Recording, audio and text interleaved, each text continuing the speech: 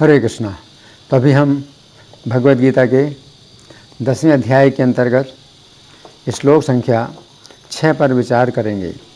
महर्षिः सप्त पूर्वे चत्वारो मनवस्तथा मद्भावा मानसा जाता येषां लोके इमा प्रजा। तो यहाँ पर भगवान कह रहे हैं कि 7 महर्षि जो सप्तऋषि हैं वे मेरे मानस भाव से उत्पन्न हुए हैं और उनके भी पहले 4 जो है और कुमार हैं, 4 कुमार हैं, वो भी श्री कृष्ण के मानस भाव से पैदा हुए। फिर मनवस था 14 मनु। तो ये सब जो है श्री कृष्ण के मानस भाव से उत्पन्न हुए हैं और इन्हीं से जो संपूर्ण प्रजा है। तो इसका मतलब क्या है कि श्री कृष्ण ही जो है सबसे बढ़कर के हैं और सबके आदि में हैं। अब हम सुनेंगे प्रभुपाद तात्पर्य में क्या लिखते हैं। श्रील प्रभुपाद की जय। भगवान यहाँ पर ब्रह्मांड की प्रजा का आनुवंशिक वर्णन कर रहे हैं। ब्रह्मा परमेश्वर की शक्ति से उत्पन्न आदि जीव हैं जिन्हें हिरण्यगर्भ कहा जाता है। ब्रह्मा जी से 7 महर्षि तथा इनसे भी पूर्व 4 महर्षि सनक, सनंदन, सनातन तथा सनत कुमार एवं सारे मनु प्रकट हुए। ये 25 महान ऋषि ब्रह्मांड के समस्त जीवों के धर्म पथ प्रदर्शक कहलाते हैं। असंख्य ब्रह्मांड हैं और प्रत्येक ब्रह्मांड में असंख्य लोक हैं और प्रत्येक लोक में नाना योनियाँ निवास करती हैं। ये सब इन्हीं 25 प्रजापतियों से उत्पन्न हैं। श्री कृष्ण की कृपा से 1000 दिव्य वर्षों तक तपस्या करने के बाद ब्रह्मा जी को सृष्टि करने का ज्ञान प्राप्त हुआ। तब ब्रह्मा जी से सनक, सनंदन, सनातन तथा सनत कुमार ये 4 कुमार उत्पन्न हुए। उनके बाद रुद्र हुए और सप्तऋषि और इस प्रकार फिर भगवान की शक्ति से सभी ब्राह्मणों तथा क्षत्रियों का जन्म हुआ। ब्रह्मा जी को पितामह कहा जाता है और श्री कृष्ण को प्रपितामह यानी पितामह का पिता। इसका उल्लेख भगवद गीता के 11वें अध्याय 11:39 में किया गया है। तो यहाँ प्रभुपाद का तात्पर्य समाप्त हुआ। अब हम सुनेंगे श्री भगवान ने कहा हमें इसकी कैसी व्याख्या हुई है। पिछले 2 श्लोकों में श्री कृष्ण ने 20 प्रकार के भावों का वर्णन किया था जो श्री कृष्ण के अंदर रहते हैं तथा श्री कृष्ण के ही द्वारा जो भाव प्राणियों के अंदर आते हैं। उस समय अर्जुन के मन में प्रश्न उठा कि यदि श्री कृष्ण के अंदर के भाव प्राणियों के अंदर आते हैं तो ये श्री कृष्ण के अंदर से सीधे प्राणियों के अंदर आते हैं अथवा कोई अन्य व्यक्ति बीच में रहता है। अंतर्यामी होने के कारण श्री कृष्ण अर्जुन के प्रश्न को समझ गए। अतः उन्होंने इस श्लोक में बताया है कि 25 लोग ऐसे हैं जो श्री कृष्ण तथा अन्य प्राणियों के बीच में होते हैं। इस श्लोक में श्री कृष्ण की 5 अत्यंत महत्वपूर्ण शिक्षाएं हैं जिनकी हम क्रम पूर्वक चर्चा करेंगे। तो पहली शिक्षा है, श्लोक के प्रारंभिक शब्द हैं महर्षिः सप्त अर्थात 7 महर्षि हैं। भागवत 8:13-5 में कहा गया है कि इस वैवस्वत मनमंत्र के 7 महर्षि हैं। पहले कश्यप, दूसरे अत्रि, तीसरे वशिष्ठ, चौथे विश्वामित्र, 5वें गौतम, 6ठे जमदग्नि और 7वें भरद्वाज। अब हम इनके विषय में अलग अलग चर्चा करेंगे। पहले कश्यप मुनि। सृष्टि के प्रारंभ में ब्रह्मा जी के मन से मरीचि नाम के ऋषि का जन्म हुआ। फिर मरीचि के पुत्र कश्यप हुए। दक्ष प्रजापति की 17 कन्याओं का विवाह कश्यप मुनि से हुआ जिनमें से सबसे बड़ी कन्या अदिति थी। कश्यप तथा अदिति से 12 पुत्र हुए जो 12 आदित्य कहलाए, जिनमें से सबसे छोटे वामन हुए जो श्री कृष्ण के अवतार हैं। जिसमें असुरों ने स्वर्ग के देवताओं पर विजय प्राप्त करके देवताओं को स्वर्ग से भगा दिया। उस समय देवताओं की माता अदिति को अत्यंत दुख हुआ। अपनी पत्नी अदिति का दुख दूर करने के लिए कश्यप मुनि ने अदिति से कहा, हे देवी, तुम उन श्री कृष्ण की भक्ति में लगो। वे सभी के स्वामी हैं। वे अपने भक्तों के शत्रुओं का दमन करने वाले हैं। वे सभी के हृदय के भीतर आसीन रहते हैं। वे ही परम पुरुष सभी को शुभ वरदान दे सकते हैं, क्योंकि वे विश्व के स्वामी हैं। दीनों पर अत्यंत दयालु भगवान तुम्हारी समस्त इच्छाओं को पूरा करेंगे, क्योंकि उनकी भक्ति अच्युत है। भक्ति के अतिरिक्त अन्य सारी विधियाँ व्यर्थ हैं। इस प्रकार कश्यप मुनि के आदेश से अदिति माता ने श्री कृष्ण को प्रसन्न करने के लिए पयोव्रत का अनुष्ठान किया, जिसके परिणाम स्वरूप श्री कृष्ण ही वामन देव के रूप में माता अदिति के पुत्र बने। अब दूसरे अत्रि। सृष्टि के प्रारंभ में ब्रह्मा जी के नेत्रों से अत्रि नाम के ऋषि का जन्म हुआ। श्री कृष्ण अत्रि मुनि तथा इनकी पत्नी अनुसूया की तपस्या से प्रसन्न होकर दत्तात्रेय के रूप में इनके पुत्र बने। दत्तात्रेय शब्द दो शब्दों से मिलकर बना है, दत्त तथा अत्रेय। दत्त शब्द का अर्थ है दिया गया तथा अत्रेय शब्द का अर्थ है अत्रि के लिए। इस प्रकार दत्तात्रेय शब्द का अर्थ हुआ श्री कृष्ण, जिन्होंने अपने आप को ही अत्रि मुनि को दे दिया। अब तीसरे वशिष्ठ। सृष्टि के प्रारंभ में ब्रह्मा जी के प्राणों से वशिष्ठ नाम के ऋषि का जन्म हुआ। ये अयोध्या में राज्य करने वाले सूर्यवंशी राजाओं के कुल पुरोहित थे। इनकी दिव्य तपस्या से श्री कृष्ण इतने प्रसन्न हुए कि वे इनके श्री राम के रूप में शिष्य बने। यह अत्यंत गौरव की बात है कि इन्हें श्री राम के गुरु बनने का गौरव प्राप्त हुआ। श्री राम अपने प्रत्येक कार्य को इनकी आज्ञा के ही अनुसार करते थे। चौथे, विश्वामित्र। कुशिक वंश में महाराज गाधी के पुत्र विश्वामित्र थे। क्षत्रिय होने पर भी इन्होंने अपनी तपस्या के द्वारा ब्रह्मर्षि का पद प्राप्त किया।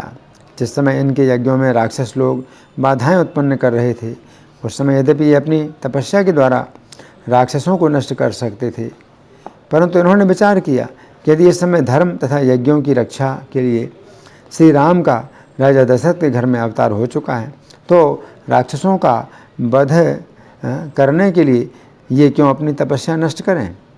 इस प्रकार ये अयोध्या में जाकर श्री राजा दशरथ से अपने यज्ञों की रक्षा करने के लिए श्री राम तथा लक्ष्मण को मांग कर लाए। इनकी भी तपस्या से प्रसन्न होकर श्री राम ने इन्हें वशिष्ठ जी के समान अपना गुरु माना। इनका इतना बड़ा सौभाग्य था कि ये स्वयं श्री राम तथा लक्ष्मण को राजा जनक के निकट ले गए तथा इनके ही मार्गदर्शन में श्री राम आदि चारों भाइयों का विवाह हुआ। इनके समान अत्यंत सौभाग्यशाली व्यक्तियों को ही श्री राम के गुरु बनने का अवसर प्राप्त होता है। पांचवा, गौतम। सृष्टि के प्रारंभ में ब्रह्मा जी के अधरोष्ठ से प्रचेता नाम के एक ऋषि का जन्म हुआ। उन्हीं प्रचेता ऋषि के मन से गौतम ऋषि का जन्म हुआ। इन्हें जिस समय पता चला कि इनकी पत्नी अहल्या ने इंद्र को सहवास करने का अवसर दिया, उस समय इन्होंने अपनी पत्नी को शाप देते हुए कहा, हे दुष्टे, तू मेरे आश्रम में शिला के रूप में निवास कर। यहाँ पर तू निराहार रहकर धूप, वायु और वर्षा आदि को सहन करती हुई दिन रात एकाग्र चित्त से श्री राम का ध्यान कर। इस प्रकार कई हजार वर्ष बीत जाने पर श्री राम अपने भाई लक्ष्मण के साथ आएंगे। जिस समय वे तेरी आश्रयभूत शिला पर अपने दोनों चरण रखेंगे, उस समय तू पाप मुक्त हो जाएगी। उस समय तू भक्तिपूर्वक श्री राम का पूजन कर, उनकी परिक्रमा और स्तुति कर शाप से छूट जाएगी और फिर पूर्ववत मेरी सेवा करेगी। इति। अहल्या से ऐसा कहकर गौतम ऋषि अपने आश्रम को छोड़कर हिमालय के शिखर पर जाकर तपस्या करने लगे।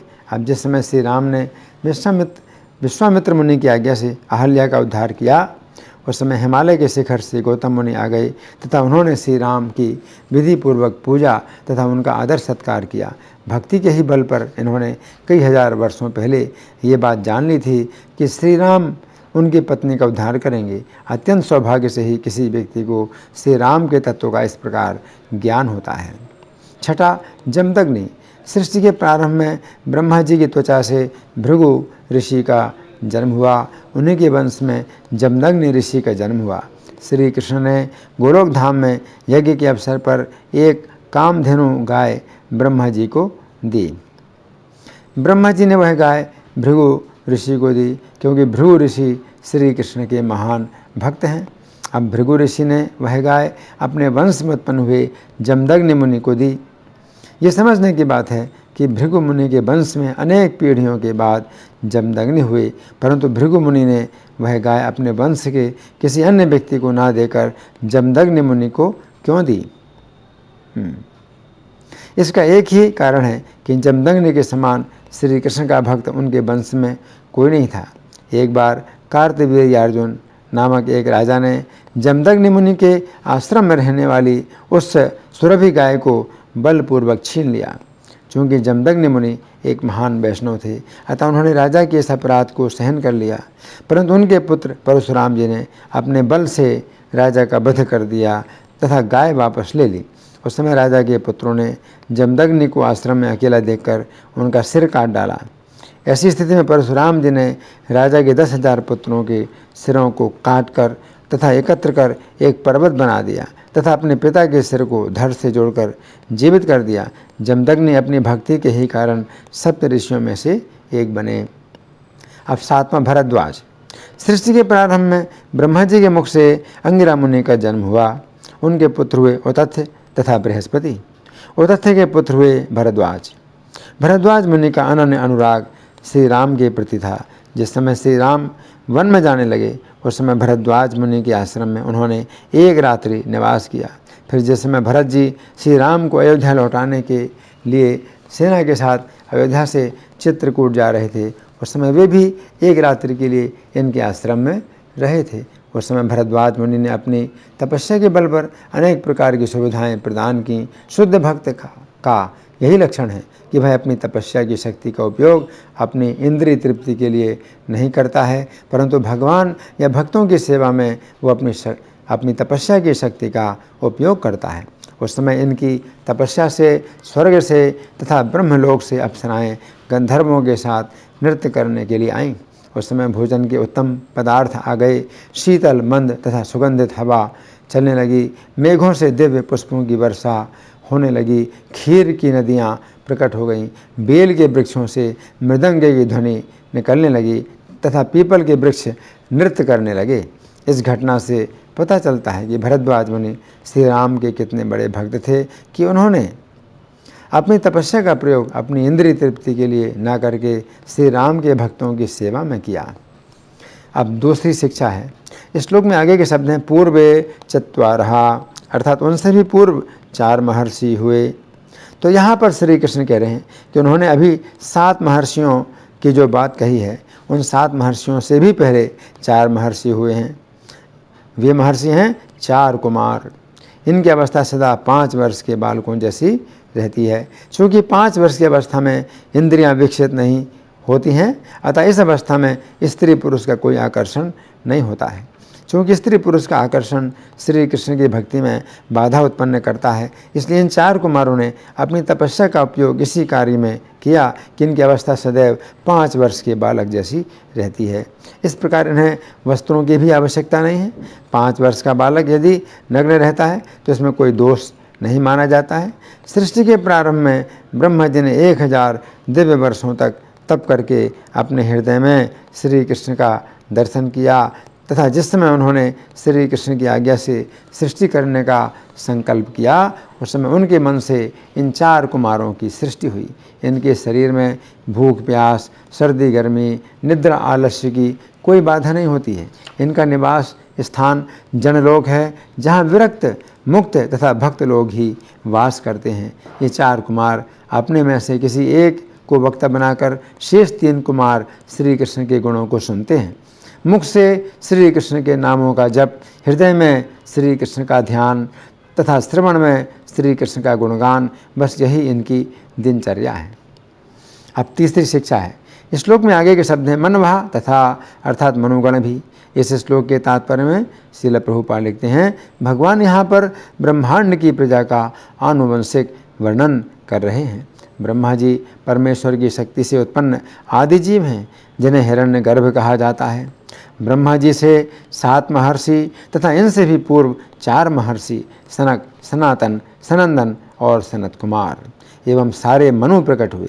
ये 25 महान ऋषि ब्रह्मांड के समस्त जीवों के धर्म पथ प्रदर्शक कहलाते हैं। श्री कृष्ण की कृपा से 1000 दिव्य वर्षों तक तपस्या करने के बाद ब्रह्मा जी को सृष्टि करने का ज्ञान प्राप्त हुआ। तब ब्रह्मा जी से सनक, सनातन, सनंदन और सनत कुमार उत्पन्न हुए इति। तो यहाँ पर श्री कृष्ण कह रहे हैं कि प्रत्येक कल्प में 14 मनु होते हैं। एक कल्प 1000 चतुर्युगी का होता है। ये ब्रह्मा जी का एक दिवस होता है। अब यदि एक कल्प में 14 मनु होते हैं तो प्रत्येक मनु का शासनकाल जो मनवंतर कहलाता है वह 71 चतुर्युगी का हुआ। परंतु यदि 14 मनुओं का समय जोड़ा जाए तो 71 गुणे 14 बराबर 994 चतुर्युगी होता है। अब प्रश्न उठता है कि 1000 चतुर्युगी के कल्प में जो 6 चतुर्युगी बचते हैं उनका क्या होता है। हमें समझना चाहिए कि 14 मनवंतरों में से प्रत्येक मनवंतर के पहले एक संध्या होती है तथा अंतिम मनवंतर के बाद में भी एक संध्या होती है। इस प्रकार कुल मिलाकर 15 संध्याएं होती हैं। अब ये 6 चतुर्युगी जो बचे हुए हैं इनका विभाजन 15 संध्याओं में हो जाता है। तो ये समझने की बात है कि मनु मानव समाज के शासक होते हैं। प्रत्येक मनु का शासनकाल 71 चतुर्युगी होता है। एक चतुर्युगी में 43,20,000 वर्ष होते हैं। अब यदि इतनी संख्या में 71 से गुणा किया जाए तो 30,67,20,000 वर्ष होता है। इतने समय में मनु तथा उनके वंश के राजाओं का पृथ्वी पर शासन चलता है। कलयुग में मनु के वंश के राजा कलाप ग्राम नामक स्थान में तपस्या करने के लिए चले जाते हैं तथा कलयुग में शासन शूद्रों तथा म्लेच्छों का होता है। यदि प्रत्येक मनु के शासन काल में 71 बार चारों युग बीतते हैं तो 71 बार कलयुग भी आता है तथा प्रत्येक कलयुग के आगमन पर मनु के वंश के जो भी राजा होते हैं वे तपस्या में लीन हो जाते हैं तथा सतयुग के प्रारंभ होने पर वे मनु के शासन के अनुसार प्रजा का पालन करते हैं। भागवत 8:1-10 के तात्पर्य में श्रील प्रभुपाद लिखते हैं, स्वयंभू मनु भगवान की दिव्य स्थिति बतलाकर अपने पुत्रों तथा पौत्रों को अब उपदेश दे रहे हैं कि ब्रह्मांड की सारी संपत्ति भगवान की है। मनु का यह उपदेश न केवल अपने पुत्रों पौत्रों के लिए है अपितु सारे मानव समाज के लिए है। मनुष्य शब्द मनु से व्युत्पन्न है क्योंकि मानव समाज के सारे सदस्य मनु के वंशज हैं इति। अब चौथी शिक्षा। इस श्लोक के अगले शब्द हैं मत भावा मानसा जाता, अर्थात ये सभी मेरे भाव वाले तथा मेरे मन वाले ही उत्पन्न हुए हैं। यहाँ पर श्री कृष्ण 2 बातें बता रहे हैं। पहली बात है कि ये सभी लोग अर्थात 7 ऋषि, 4 कुमार तथा 14 मनु अर्थात कुल मिलाकर 25 लोग श्री कृष्ण के ही भाव वाले हैं। इसका अर्थ है कि पिछले 2 श्लोकों में श्री कृष्ण ने अपने जो 20 प्रकार के भाव बतलाए थे वे भाव इनके अंदर भी हैं। फिर दूसरी बात श्री कृष्ण ये बता रहे हैं कि ये 25 व्यक्ति जन्म से ही श्री कृष्ण के मन वाले हैं, अर्थात ये सभी अपने मन वाले नहीं हैं। ये सभी लोग श्री कृष्ण के मन के अनुसार ही कार्य करने वाले हैं। ये 25 व्यक्ति श्री कृष्ण के मन के ही अनुसार संपूर्ण मानव समाज को शिक्षा देने वाले हैं। अब 5वीं शिक्षा है। इस श्लोक के अंतिम शब्द हैं ये साम लोके इमाहा प्रजाः, अर्थात जिनकी इस श्लोक में ये सभी संतानें हैं। इस बात से पता चलता है कि श्री कृष्ण की स्थिति कितनी ऊंची है और प्रयुक्त 25 लोगों का संपर्क मानव समाज से है जिनके द्वारा मानव समाज को धर्म की शिक्षा मिलती है। ये 25 लोग श्री कृष्ण में ही मन लगाने वाले हैं तथा श्री कृष्ण की ही शिक्षाओं का मानव समाज में प्रवर्तन करने वाले हैं। इन सभी 25 लोगों का उपदेश यही है कि जो कुछ भी आध्यात्मिक जगत तथा भौतिक जगत में विद्यमान है वो श्री कृष्ण की संपत्ति है जो सर्वत्र परम चेतना के रूप में उपस्थित हैं, अर्थात प्रत्येक शरीर में श्री कृष्ण परमात्मा के रूप में उपस्थित हैं। प्रत्येक आत्मा को एक शरीर प्रदान किया जाता है जिसमें वह रहे तथा श्री कृष्ण के आदेशानुसार कर्म करे। हमें यह नहीं सोचना चाहिए कि हम स्वतंत्र हैं, बल्कि हमें यह सोचना चाहिए कि हमें भगवान की कुल संपत्ति का एक अंश मिला है। ऐसा ज्ञान पूर्ण साम्यवाद की ओर ले जाएगा। साम्यवादी अपने अपने राष्ट्रों को लेकर सोचते हैं, किंतु इन 25 व्यक्तियों ने जिस आध्यात्मिक साम्यवाद का उपदेश दिया है वह केवल एक राष्ट्र के लिए नहीं है, बल्कि संपूर्ण ब्रह्मांड के निमित्त है। किसी राष्ट्र का या किसी एक व्यक्ति का कुछ भी अधिकार नहीं है। प्रत्येक वस्तु श्री कृष्ण की है। विश्व में जो कुछ भी है वो श्री कृष्ण की संपत्ति है। आधुनिक साम्यवादी सिद्धांत तथा संयुक्त राष्ट्र के विचार में सुधार लाया जा सकता है यदि हर वस्तु श्री कृष्ण की मानी जाए। श्री कृष्ण हमारी बुद्धि की उपज नहीं है, बल्कि हमें श्री कृष्ण ने उत्पन्न किया है। ये सार्वभौम साम्यवाद जगत की सारी समस्याएं हल कर सकता है। मनुष्य को सीखना चाहिए कि उसका शरीर भी उसकी संपत्ति नहीं है, ये तो उसके कर्मों के अनुसार उसे मिला है। अतएव मनुष्य को चाहिए कि अपना शरीर तथा अपनी संपत्ति श्री कृष्ण को अर्पित करे तथा श्री कृष्ण का केवल प्रसाद ही ग्रहण करे। तो यहाँ पर श्री कृष्ण कह रहे हैं कि हम सभी जिन 25 व्यक्तियों की प्रजा हैं वे सभी श्री कृष्ण में ही मन लगाने वाले हैं। अतः हमें भी अपना मन श्री कृष्ण में ही लगाना चाहिए। इस श्लोक के बंगाली पद्यानुवाद में श्रील प्रभुपाद लिखते हैं, मरीच्यादि सप्तऋषि चारि सनकादि चतुर्दश मनु पूर्व हिरण्य गर्भादि। यहाँ पर श्री कृष्ण अर्जुन से कह रहे हैं, चतुर्दश मनु पूर्व हिरण्य गर्भादि, अर्थात हे अर्जुन, सप्तऋषि, 4 कुमार तथा 14 मनु ये सभी मेरे भक्त हैं, अतः तुम मेरे भक्त बनो। हरे कृष्णा। धन्यवाद।